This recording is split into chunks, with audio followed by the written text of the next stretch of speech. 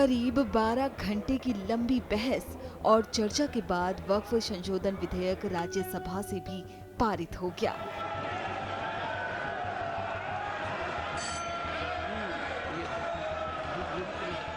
Bill पर सत्ता पक्ष और विपक्ष की चर्चा आधी रात के बाद तक चली। चर्चा के बाद हुए मत विभाजन के बाद सांसद जब संसद से निकले तो सुबह के करीब 4 बज गए थे। संसद के दोनों सदनों से पारित हो जाने के बाद वक्फ बिल अब कानून बन जाएगा। बिल के पारित हो जाने के बाद विपक्ष के सांसदों ने कहा कि विधेयक रोकने के लिए उनके पास जरूरी आंकड़े नहीं थे। बहुमत में होता है उनका तो बिल पास ही हो जाता है। इसी संसद ने फार्म लॉज भी पास किए थे। बड़ी लंबी बहस हुई, बहुत मीनिंगफुल कंट्रीब्यूशन विपक्ष ने भी किया। सत्ता पक्ष के साथ दिक्कत क्या है ना, जो कि मैंने अपनी बातचीत में भी कही कि बहुमत आने का मतलब नहीं है कि हर चीज का ज्ञान आप ही को है। एक संजीदगी, एक बड़ा हृदय दिखा करके आप पूरे डॉग विसिल को आधार बना करके जो करने की कोशिश कर रहे थे वो कतई उचित नहीं था। फिर भी आपने संख्या बल अर्जित करने की कोशिश की, हालांकि वो भी बहुत अच्छा संख्या बल तो राज्यसभा में नहीं है अगर वो इंट्रोस्पेक्शन करें। लेकिन हम ये कहेंगे कि अभी भी लोगों के अंदर जो मन में असंतुष्टि है नागरिकों को, अगर उसको दूर नहीं किया तो इसका हश्र फार्म लॉज की तरह ना हो। आज बाबा साहब डॉक्टर भीमराव अंबेडकर के संविधान की हत्या की गई है, लोकतंत्र की हत्या की गई है और एक गैर संवैधानिक बिल संख्या बल के आधार पर पास किया गया है। आम आदमी पार्टी ने इसका विरोध किया। ऐसे ऐसे प्रावधान इस बिल के अंदर हैं जो अपने आप में बड़े हैरान करने वाले हैं।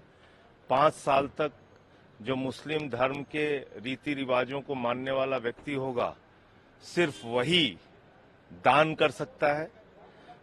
इसमें इस बिल के अंदर ये कहा है कि आपको 6 महीने तक रिकॉर्ड देने पड़ेंगे अपने जमीनों के, जबकि आप खुद कह चुके हैं सुप्रीम कोर्ट में कि आप 99% जमीनों को डिजिटाइज कर चुके हैं, ऑनलाइन कर चुके हैं, बावजूद इसके आप ये प्रावधान लेके आते हैं।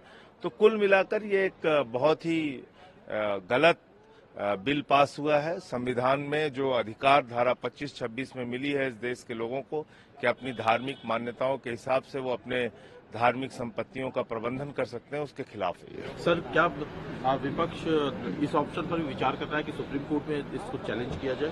अब अभी तो आगे की क्या रणनीति होगी वो बाद में बताएंगे। हमारा विचार है कि ये पोलराइजेशन के लिए, समीकरण बनाने के लिए, अपनी असफलताओं से ध्यान हटाने के लिए आज बहुत साफ हो गया। जिस तरह वो बोल रहे थे, सत्ता पक्ष अपनी बात रख रहा था तो उसके इरादे नेक नहीं है। वो अपनी सारी कमियां छिपाने के लिए पोलराइजेशन करना चाहते हैं। तो ठीक बात है, हम इसे जनता की अदालत में ले जाएंगे, हम अदालत में ले जाएंगे और अगर सत्ता में आए तो इसे बदल देंगे। इसमें कोई गलत बात तो है नहीं, क्योंकि ये हम गलत मानते हैं, इसलिए हम इसे चाहेंगे कि बदल जाए। संख्या बल निश्चित रूप से जो है सत्तारूढ़ दल के साथ था तो बिल पारित हो गया, लेकिन अपोजिशन ने अपनी बात रखी। पूरा दिन 12 घंटे से ऊपर बहस चली, सबने पूरी अपनी बात रखी और डिवीजन मांगा। उस आधार पर जो है वोटिंग करा के और तब बिल पारित हुआ। तो ठीक है, विपक्ष ने अपना दायित्व पूरा किया।